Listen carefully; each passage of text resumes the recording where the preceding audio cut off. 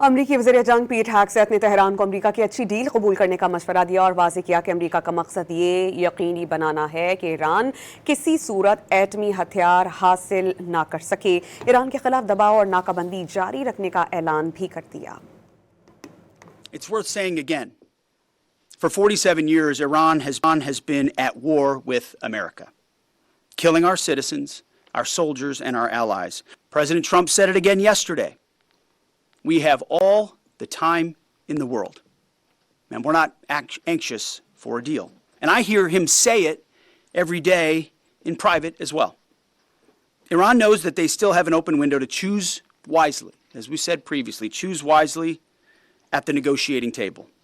All they have to do is abandon a nuclear weapon in meaningful and verifiable ways, or instead they can watch their regime's fragile economic state collapse under the unrelenting pressure of American power. A blockade as long as it takes, whatever President Trump decides.